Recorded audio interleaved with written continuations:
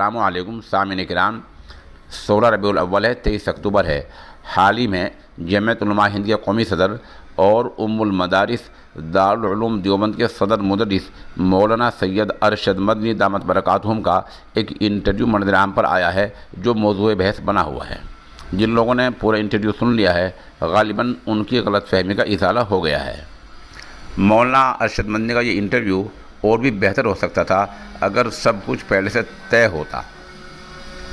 Interview में जो बातें कही गई हैं, जो कुछ मौलाना ने फरमाया है, वो बजा है और कहने का अंदाज़ अच्छा है और सामने वालों को उन्होंने मुतमईन किया है। इसके साथ साथ बहुत सारी चीज़ें ऐसी हैं, मसलन मॉब लिंचिंग का जहाँ मौलाना ने तज़किरा किया है, वहाँ अगर कुछ वाक़यात भी वो बता देते तो बहुत ही बेहतर होता। ये सब इसलिए होने से रह गया क्योंकि इंटरव्यू का पूरा खाका पहले से तयशुदा नहीं था। कौन मिलने आ रहा है, कौन मिला रहा है, ये सब कुछ तय नहीं था। जो कुछ भी हुआ है अचानक हुआ है। बहरहाल इंटरव्यू अपनी जगह बजा है और इसका पैगाम अच्छा गया है।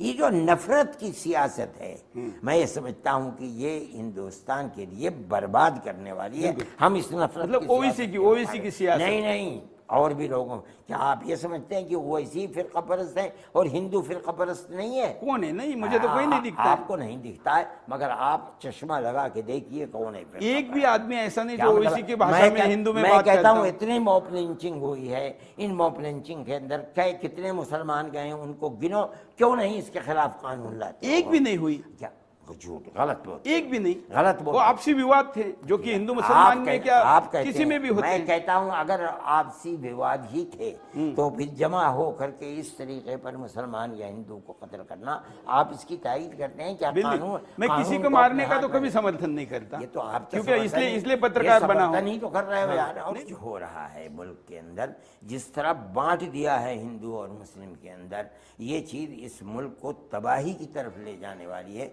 मुल्क को आबाद करने वाली नहीं। हम तो जोड़ने वाले हैं। आप गलत कहते हो, जोड़ने वाले हो। आप जो तोड़ने वाले हो उनकी गोद में बैठने वाले